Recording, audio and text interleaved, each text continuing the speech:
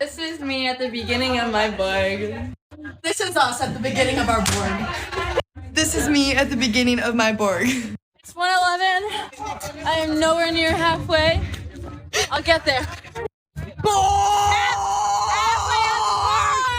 It's 1:11 with my time frame. I'm at 1 o'clock right now, so I'm a little behind, but we're doing good, kind of tipsy. This is me at 3:21 with my Borg.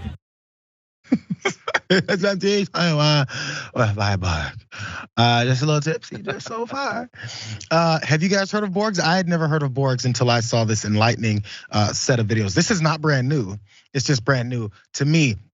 Apparently it's a college age thing. You gotta get drunk quickly as soon as possible at football games. Who knows? Maybe it's just a rain day. That's according to this one student who told everyone, this is how you make your Borg. Watch. It's a snow day at UT, so I'm gonna show you how I make my Borg. So first you need a gallon of water. You wanna pour out about half of it.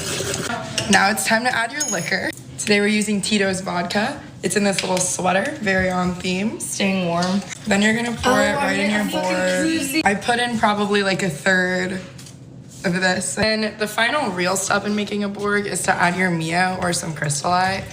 So I'm just gonna squirt it for like 5 seconds. But I like to add some special juice, so I'm gonna throw in a Celsius. This is the sparkling wild berry flavor.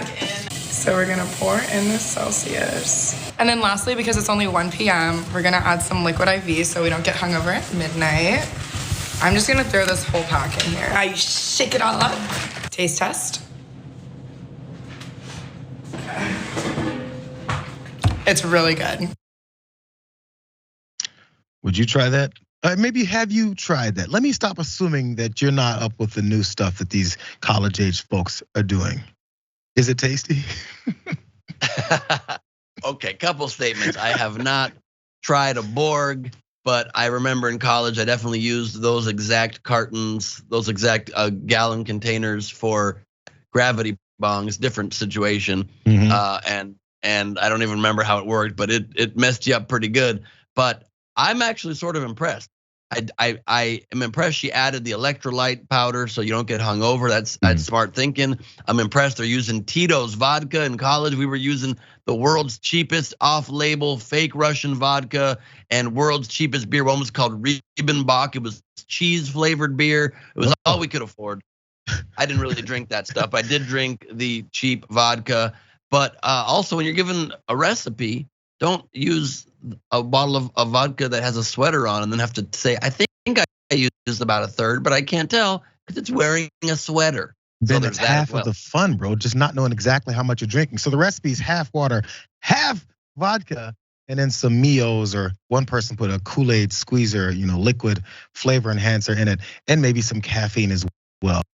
Hey, let's just try and kill ourselves as quickly as possible, especially since Borg, it's an acronym that stands for Black Outrage Gallon. You have to have a gallon of it apparently, and then stroll with it all day. I get the feeling people might know what you're drinking since this is a trend. It's all over TikTok. University of Massachusetts, though, is blaming that TikTok trend for almost 30 ambulances that were reportedly called to off-campus parties over the weekend of March 5th. The Amherst Fire Department said none of the cases were life-threatening, just probably close. UMass Police reported 2 arrests for underage drinking. At this point, man, just let those 2 go. But again, as I point out, sometimes a half a gallon worth of your favorite vodka, which I'm glad you pointed out yours in your college days, Ben. I think what we drank was Kamchatka, Kamachata. Kamchatka. It was like $5 for a full for a 750. It was glorious. Nasty. So it's obvious to know that if you're drinking that much alcohol, especially if you have your own personal version of a gallon of alcohol, you just might damn near kill yourself.